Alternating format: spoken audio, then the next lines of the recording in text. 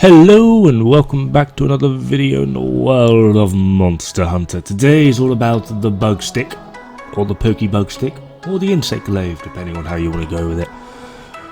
And despite giving this weapon a huge effort in Monster Hunter 4U, I have recently fallen out of love with it and I've not really given it much go over until the end game when I've been able to actually make the actual complete sets. So one, I'm terrible with this weapon. Two, I have had to do a hell of a lot of research to put together this video for you, so massive thank you to those lovely people over at the Mathalos Nest for basically giving out all of this information. I'm just putting it in a timelined video, as it were, so I'm not going to hang around on this one for too long. I'm going to go straight into potentially what is the best early game sets and then work up from there. So the first one we have is this. So here we are using the Mathalos Glaive. Don't worry about if you can't get the Mathalos Glaive 2, but if you can, that's helpful. Mathalos Helm Beta for the attack boost, Mathalos Mail Beta for the weakness exploit, Odegaran Van Braces Alpha for the critical eye, Odegaran Coil Beta for the critical eye, and then Mathalos Greaves Alpha for Jump Master and Weakness Exploit, and we're also rounding it all off with an Attack Charm 3. This Insect Glaive becomes pretty much useless immediately after. We're only going for this one because it's a generalised build and it's got very high raw. It also enables you to use a lot of your jumping attacks, because a lot of people still like to use their jumping attacks despite the fact that it pretty much cuts your damage in half. And later on you'll also be building towards maximum might, and that's going to be a good chunk of your affinity. So yeah, basically general rule of thumb is only jump when you need to, or to evade, or if you think you can get a mount within 1 or 2 jump attacks. Other than that, don't jump. From here we are going to basically farm the living crap out of Nergigante and Xenojiva, and you're going to get the Catastrophes Light. This is effectively better. You might notice you have a higher affinity. Your raw is slightly lower, but you also do have a little bit of the old element, and adding in critical element, this is just going to help bolster your damage, particularly against monsters that are 2 and especially 3-star weak to dragon. 1-star not so much, and those that are completely immune potentially could be worthwhile going back to Diablo's Tyrannus, or the Tyrannus Glaive, but yeah, it's not really worth bearing thought about. And then with a little bit more grinding against 2 of the monsters that are absolutely punishing at this level, you should possibly aim for a build akin to this. This will give you Master's Touch with 85% affinity. That will be quite handy. And as you may notice, we have maximum might level 3, so jumping here is literally going to cost you 30% of your affinity. That is 30% up from 85, utilising Master's Touch that you simply can't afford at this point. Not trying to tell you how to play the game, but if you're playing an IG, stay on the bloody ground, please.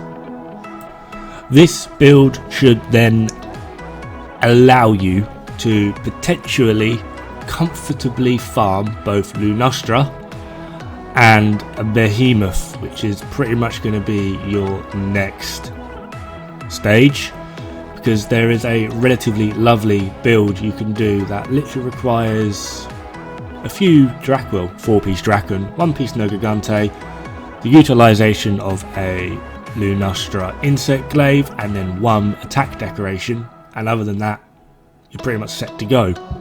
This will be 100% affinity. So let's have a look at this gem, shall we? So here we have the Cane Blaze. This has a 20% affinity at base. The Nergigante Helm Alpha with a attack decoration. The Draken Alpha Chest.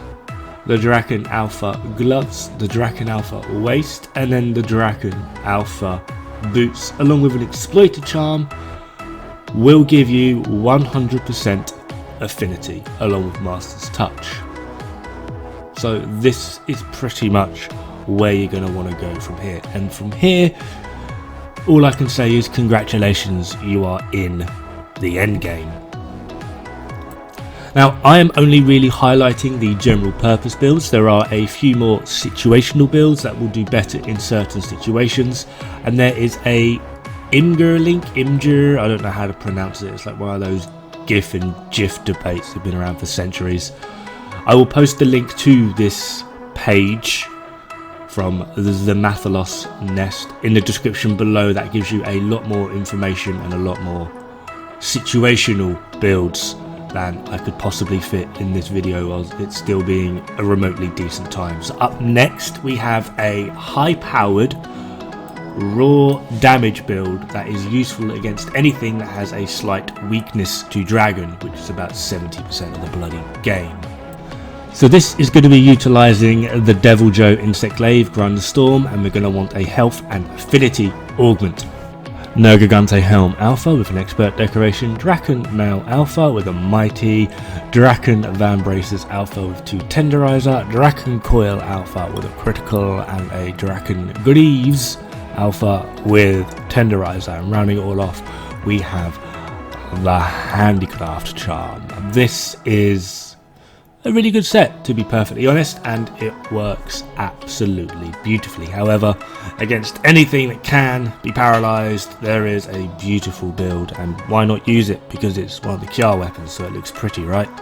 However, if it is a monster that struggles to be paralysed, as in you can only paralyse it once during a quest, it's potentially better off going for something else. But anything else? Yeah, the Kjar Glaive Paralysis with a health augment, the Draken Alpha Helmet with a critical and attack, Empress Male Beta with 3 more attack, Draken Van Braces Alpha with a flawless and a mighty, Draken Coil Alpha with 1 more mighty, and then Draken Greaves Alpha with tenderizer, and then an Exploiter Charm, or you could use a mighty charm and just fit your 3 tenderizers in depending on what decorations you have available to you. It comes with 20 points of white naturally, a good chunk of blue at 30 just in case. You might notice I hit the bloody blue.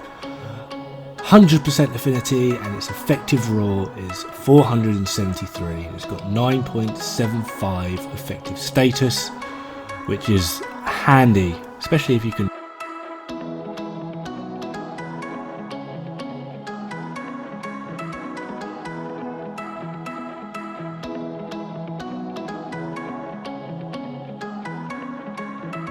Again, a massive thank you to those people over at the Mathalos Nest for providing the information for this one.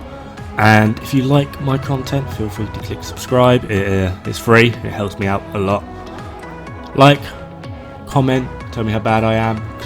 Constructive criticism is always helpful. I can't sort the stutter out, leave me alone. And I do hope this build has helped a fair few people. I know there's a lot of people coming in because of E3 now due to Iceborne being, oh my god, look how shiny everything is. And obviously there's going to be a lot of veteran players that swore they would never play World until the G or Master rank was released. Well, it's getting released, people. Get involved now. So anyway, yep, that is me. Thank you